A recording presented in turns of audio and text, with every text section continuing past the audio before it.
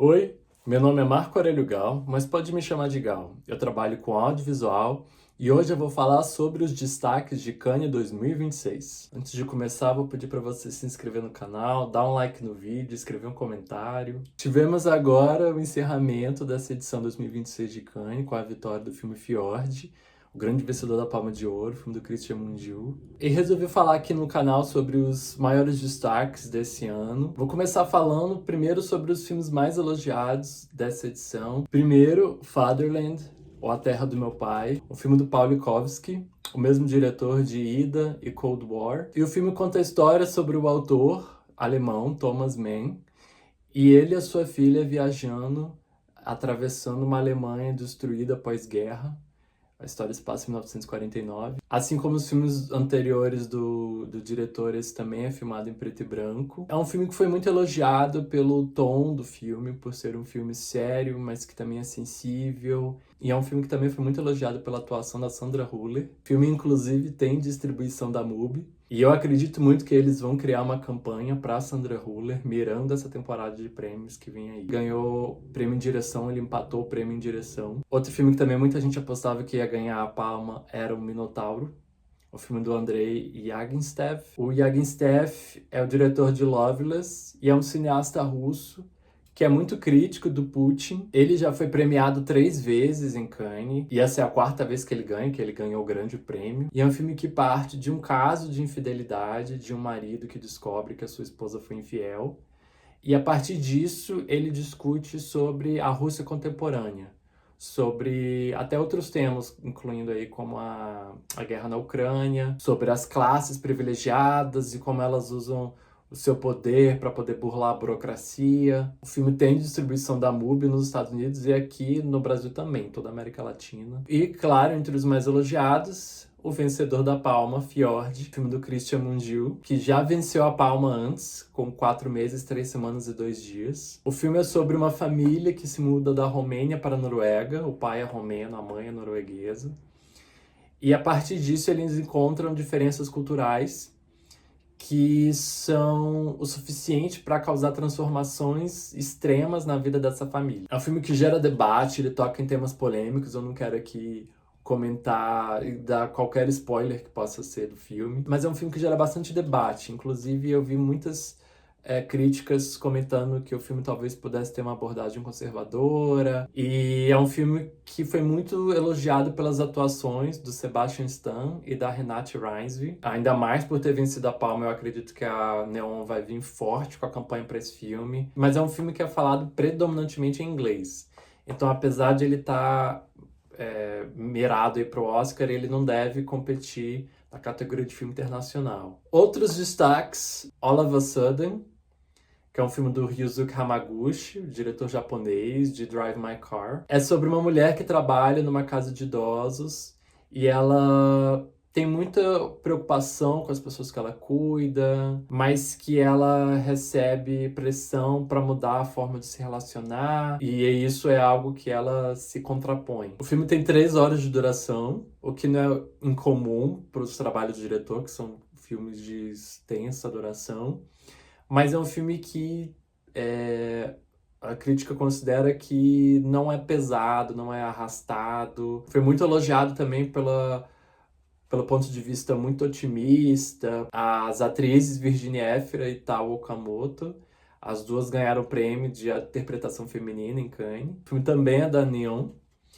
E eu também vejo uma campanha para o Oscar começando a se desenrolar aí para Virginia Efira, que é uma atriz sensacional. Eu amo a interpretação dela e Benedetta, e eu acho que ela merece muito. Eu nem vi o filme, mas eu acredito que ela merece muito já essa indicação. Outro filme que também é muito elogiado e que também ganhou o prêmio de interpretação é Coward, que ganhou o prêmio de interpretação masculina. O filme Coward é dirigido pelo Lucas Dont, diretor belga, diretor de Close e Girl, os 2 filmes também premiados já em Cannes. E é um filme que conta a história de um soldado belga que se interessa por um outro soldado, isso durante a Primeira Guerra Mundial. É um filme que foi muito elogiado pela abordagem sensível. O filme tem distribuição da MUBI, assim como o filme anterior do Lucas. Mas o grande destaque dessa edição, o filme que causou mais burburinho, é La Bola Negra, o filme do Los Ravi, o Javier Ambrosio e o Javier Calvo. Os dois dirigiram a série La Veneno, uma série sensacional. E o filme já foi uma grande surpresa quando ele foi anunciado na competição oficial. E a repercussão que o filme gerou provou por que ele entrou na competição oficial. Porque ele teve uma reação muito efusiva, foi o filme que mais teve aplauso, foi 20 minutos de aplauso. Inclusive, teve também uma grande disputa para quem ia distribuir o filme nos Estados Unidos. E a Netflix ganhou e é a distribuidora nos Estados Unidos do filme. E é um filme que acompanha a rotina de três homens em três períodos diferentes, antes e depois da Guerra Civil Espanhola, e um outro em um recorte mais contemporâneo. E é baseado num poema do Federico Garcia Lorca, que inclusive foi assassinado na Guerra Civil Espanhola. O filme tem participação especial da Penélope Cruz e da Glenn Close. São pequenas participações, mas eu tenho certeza que a Netflix vai vir com tudo para divulgar esse filme na temporada de prêmios. Então é um filme que a gente vai ouvir falar muito ainda e que eu já vou colocar aqui como o grande candidato para a categoria de filme internacional. Eu acho que a Netflix não vai querer perder esse prêmio que eles quase ganharam com Emília Pérez. Como La Bola Negra foi um dos filmes mais comentados nessa edição, eu vou comentar aqui também sobre os três filmes que eu acho que foi o que eu mais vi reações e comentários. Por curiosidade, nenhum deles é da competição oficial, que eu senti que o consenso foi que essa foi uma edição mais fraca de Cannes e que os filmes que mais se destacaram não estavam na competição oficial. Inclusive, o filme que teve a maior aposta para comprar os direitos de exibição do filme foi o filme americano Club Kid, que é o longa de estreia do ator Jordan Firstman, o ator de Rotting in the Sun, que já dirigiu outros curta-metragens, mas esse é o primeiro longa dele. E é um filme sobre um promoter de festa underground que descobre que tem um filho e que vai precisar cuidar do filho dele. O filme foi conquistado pela A24, tem distribuição nos Estados Unidos da A24. Aqui ainda não tem distribuição. Outro filme que também foi muito comentado é Teenage Sex and Death at Camp Miasma, um filme distribuído pela MUBI nos Estados Unidos e aqui no Brasil também. Então, um filme que logo mais chega aqui. Inclusive, já tivemos o cartaz brasileiro dele divulgado. Assim como o Club Kid, os dois estavam na Uncertain Regard. Esse aqui, Teenage Sex and Death, ganhou a Queer Palm, o prêmio para filmes queer. E é um filme da Jane Schönbrunn, a diretora de I Saw the TV Glow. O filme é sobre uma diretora, que é interpretada pela Hannah Einbinder, a atriz de Rex, que ela é contratada para dar um reboot numa franquia de filmes de terror, de slasher, que é Camp Miasma. E ela vai atrás da protagonista da série, interpretada pela Gillian Anderson, atriz de Arquivo X. E o filme explora a relação entre as duas mulheres. É um filme que foi bastante elogiado por ser divertido, maluco, selvagem.